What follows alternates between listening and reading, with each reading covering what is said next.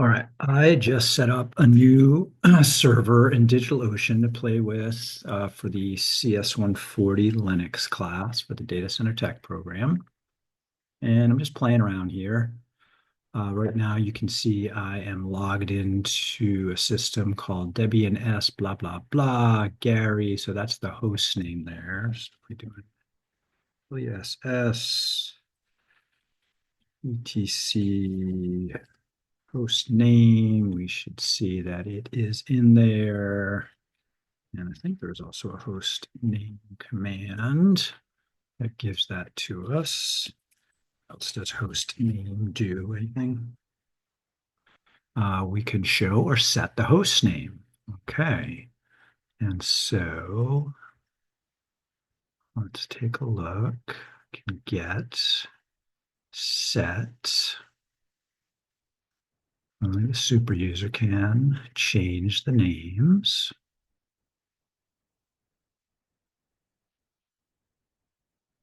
Options.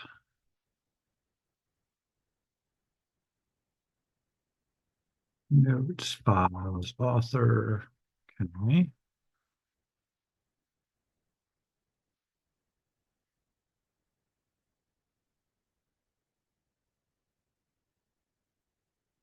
Hostname uses the set hostname function. Let's give it a try. See if we can give it a better hostname.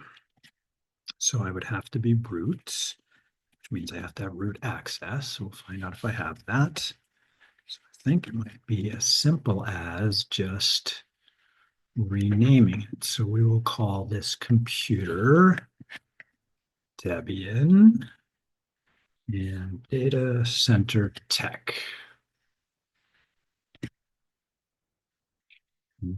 Check the host name, Data Center Tech.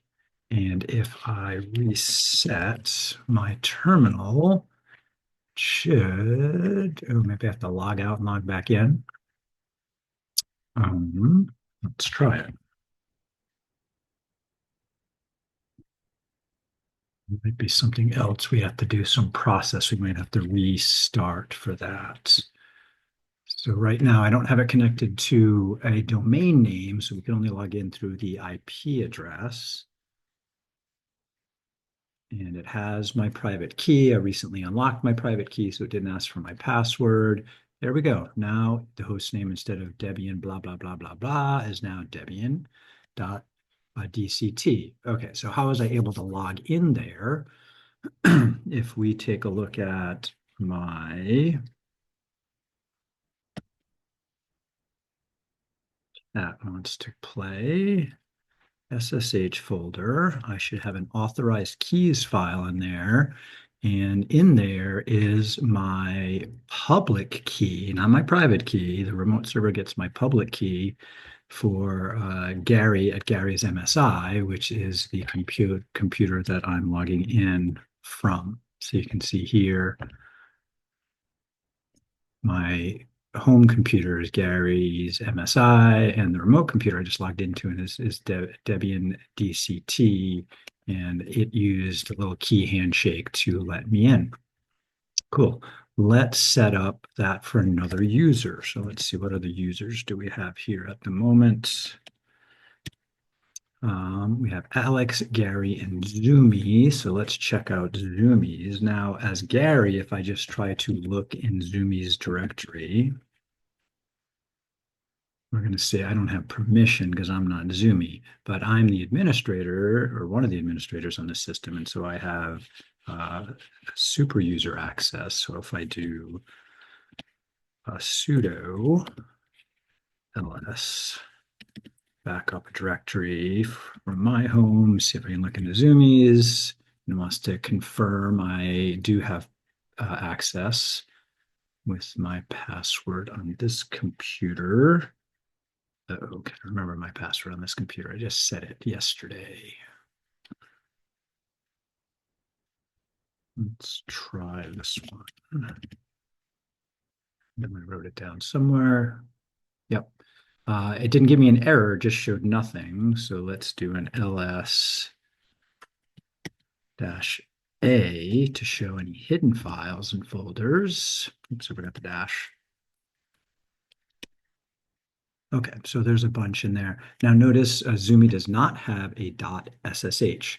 So what I'm going to do is I don't have a Zoomy user on my home computer, but I do have an extra key pair that I could use for Zoomy's login. So what I'm going to do is I am going to go in as Zoomy. To do that, I'm going to do an SU Zoomy. And before I do that, let me just confirm. Who am I? I'm Gary. So if I do an SU Zoomy, which you can only do if you have super user access, it's going to ask for Zoomy's password. So I would have to know that.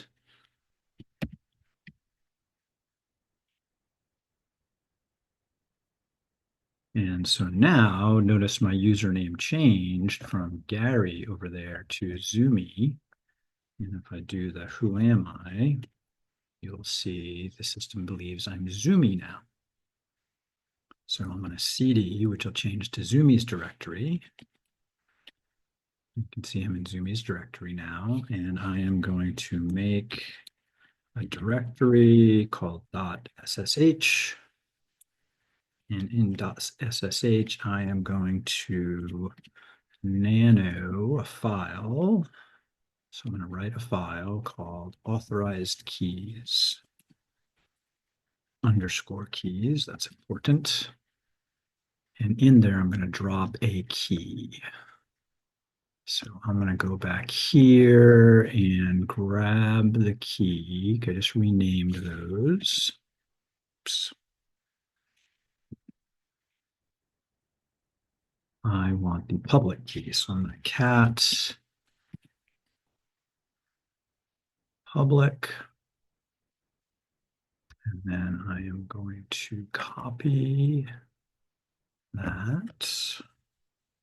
Control Shift C to copy in a terminal.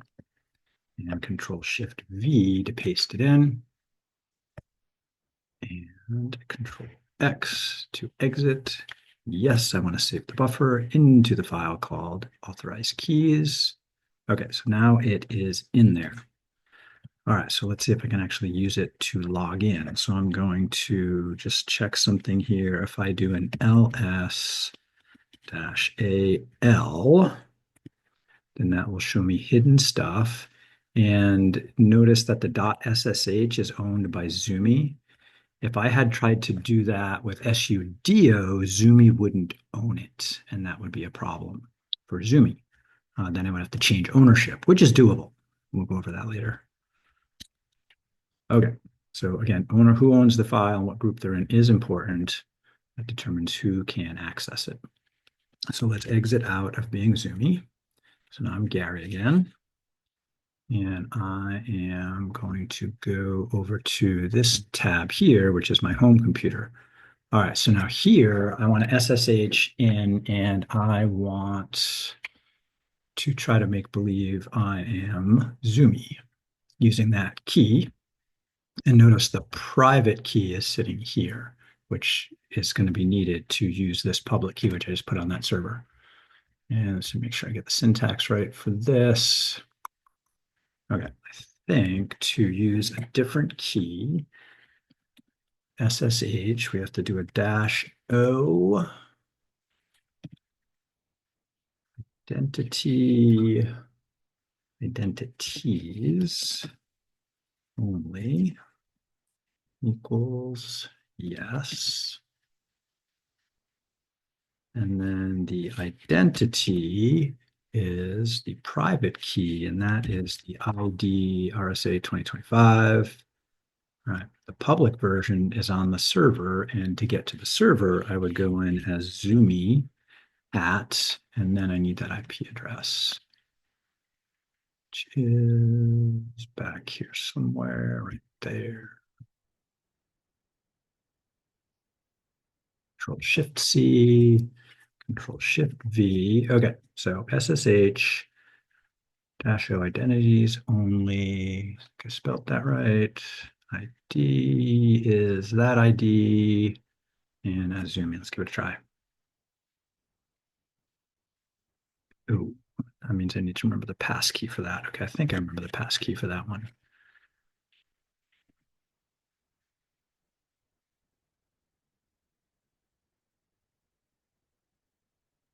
Okay, and it worked.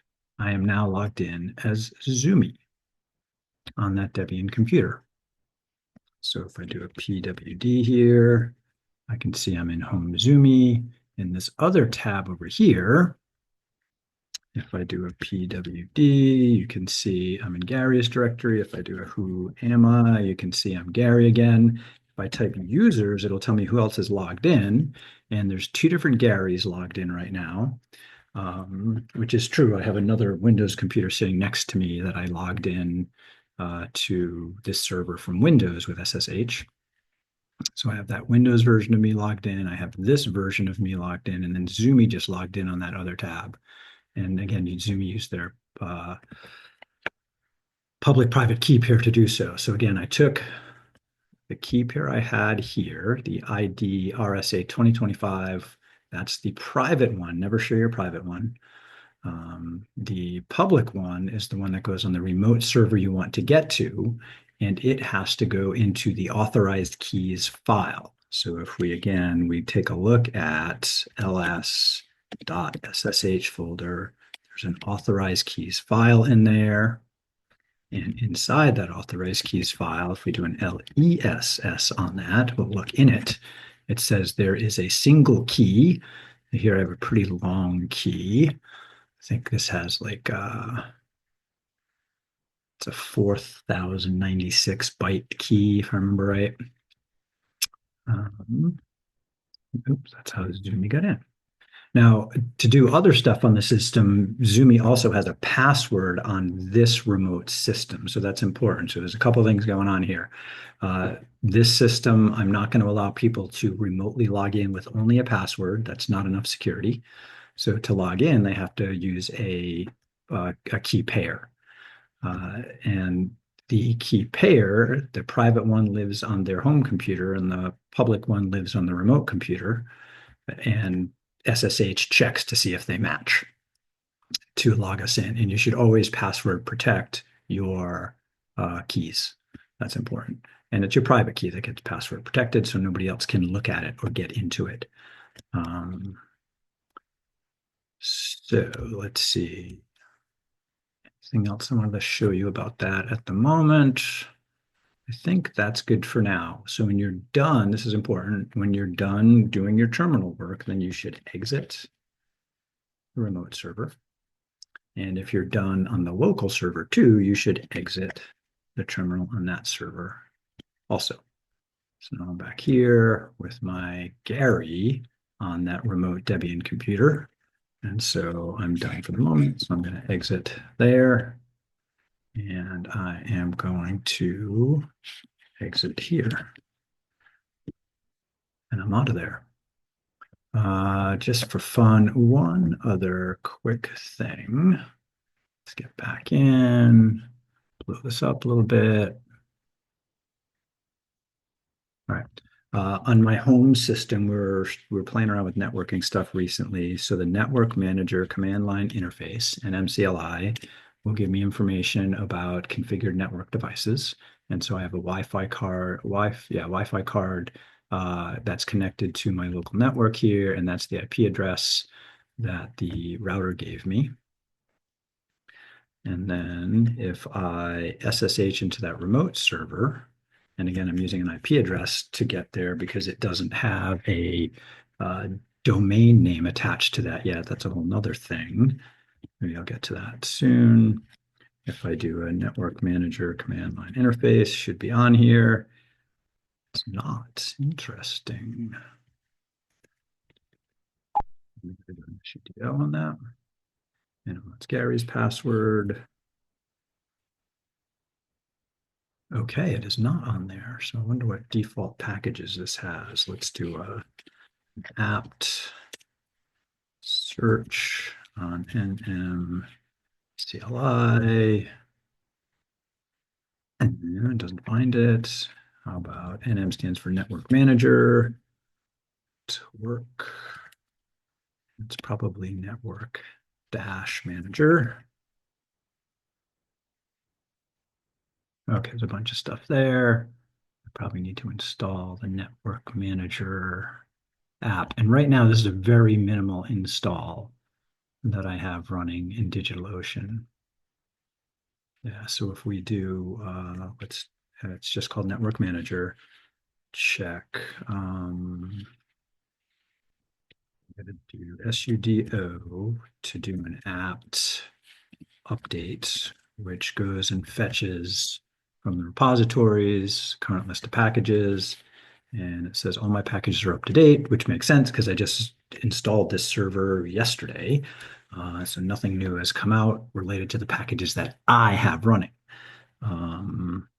If I do an sudo apt install and then network manager,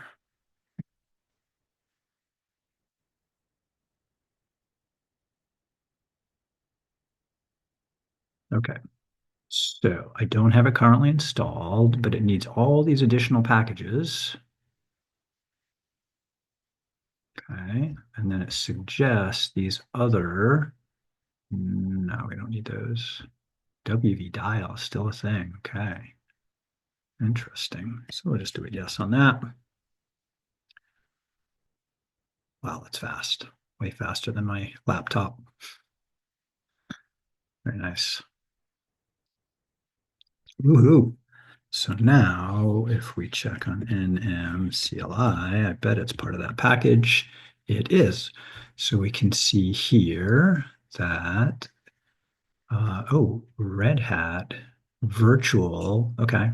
Yeah, so this is by the way, a virtual, usually when you set up a server in a system like DigitalOcean, it's going to be a virtual server unless you spend a lot more money to get your own dedicated server.